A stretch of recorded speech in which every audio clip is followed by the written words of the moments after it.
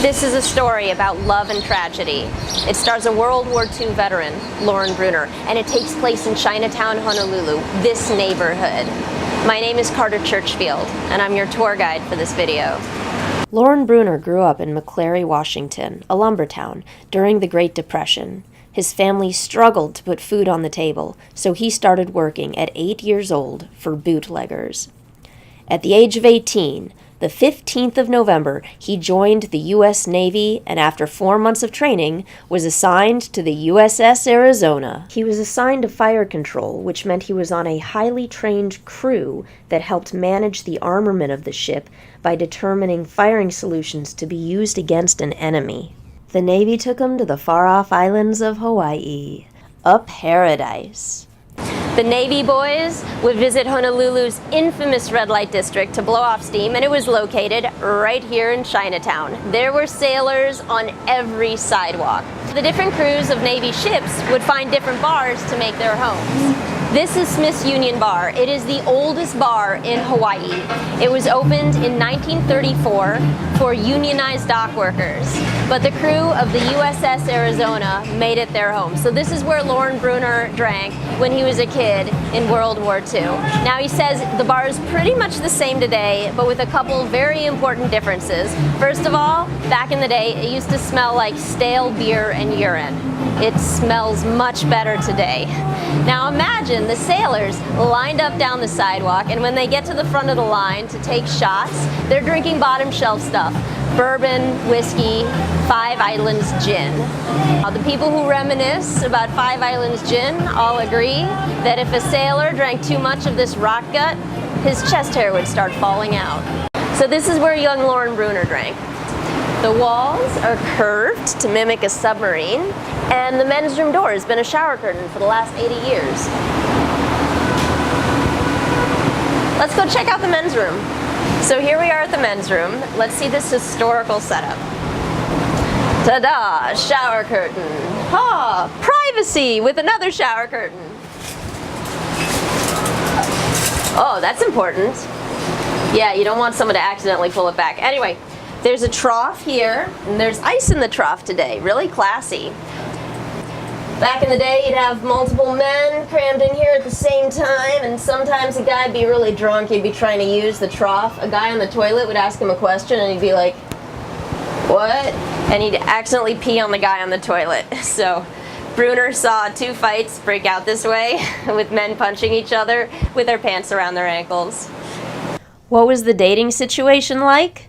Dismal for men. But if you were a woman, and you didn't have a date any night of the week, it's because you didn't want one. The gender ratio was not good if you were a man.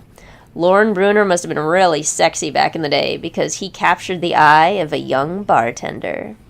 "Call me Nikki," she said. She told him, "You won't be able to remember my real name. It's Japanese." Well, he promised he would remember her name, so she told him it's Michiko. He kept visiting her at the bar, and she was happy to see him, so he summoned up the courage to ask her out, and she said yes. He took her to Polly Lookout, and they held hands as the stars came out. He fell in love, imagining what their future children would look like and how they would raise them in Hawaii. Well, they had a date for the next morning in Waikiki, set for 10 a.m., the Japanese attack at 8 a.m. As he's standing on the deck of the Arizona, and the Japanese planes are firing down at him, splintering the deck, a splinter goes through his calf. His first emotion is fury that he is going to miss his date.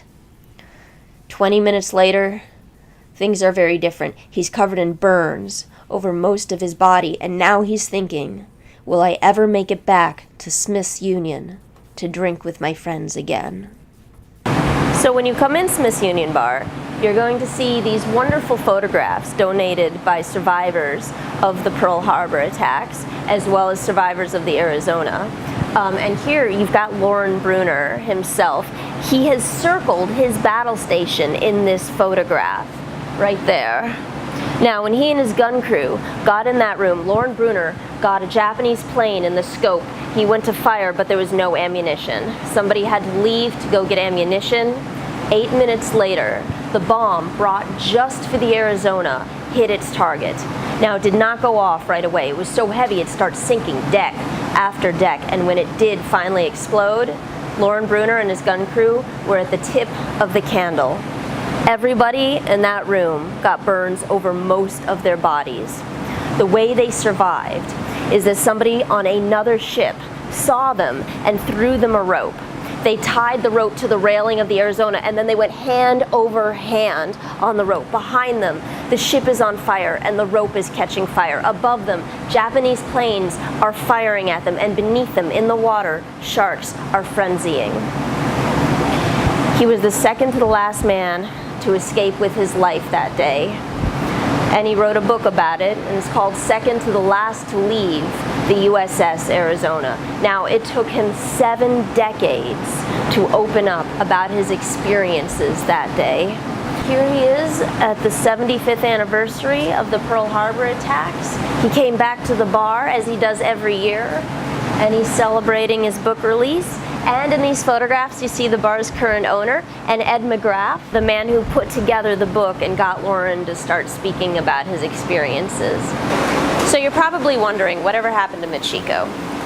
While Lauren was in the hospital, covered in burns over most of his body, he's on a morphine drip, he asks a nurse to go to the bar and find her. She does, but there's a big sign. It says, "Closed due to Japanese ownership." So, the good news is, we did find out what happened to her earlier this year. She lived to be 86 years old. She got married, she had children, she has grandchildren on the islands today. But she died without ever knowing that he survived the Pearl Harbor attacks. Now, I highly recommend his book, Second to the Last to Leave the USS Arizona. It is haunting. And he talks about his childhood, which was hard, of course. He grew up in the Great Depression. But his enthusiasm as a young man coming to Hawaii and seeing the islands, I mean, you cannot help but fall in love with him. Yeah. And you can buy a copy here in the bar. My name is Dwight Lockwood, the current owner of Smith's Union Bar.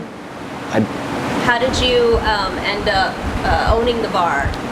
I was in the Army Infantry. I got stationed here in 2010 down at Schofield Barracks, and I used to come up here on the weekends to make a few bad decisions, have a few drinks, and after being a customer for 2 years, the bar came available for purchase, and it was either time for me to re-enlist or get out, and I thought, since the bar had been here 79 years, chances of me screwing it up would be good odds, worth taking the chance. After I had owned the bar for roughly about a year and a half, I got a phone call here, and I never accept phone calls here. And a gentleman by the name of Ed McGrath said that he's a writer and a novelist, and he's in touch and personal friends with a few of the Arizona survivors. And he called me, and that sounded too good to be true, so I denied the phone call. And he left his number, so I did call him back out of curiosity, and sure enough, he was exactly who he said he was. Friends with at that time, I think we still had roughly 10 Arizona survivors. And so he got me set up with him. I met Lauren Bruner, Lou Conter, their families used to come in. Well, they still come in about once, twice a year. And so I got all these photos from directly from the survivors. Got them directly from Lauren Bruner, and they're all personally hand autographed. Some are made out to me personally, some are made out to the bar, but that was a worthwhile phone call. Now, were you into military history before this? Oh yes, I was. Since being in the military, it's something that struck me. I started out in the Navy, and then I finished up in the Army. So I went through 2 different branches. So it's something that was always near and dear to my heart. As for Smith's Union Bar, it's still here, serving tourists, locals, and sailors alike, playing board games, watching sports, and singing karaoke. So, thank you for watching my little video. I hope to make more in the future. Until then, aloha.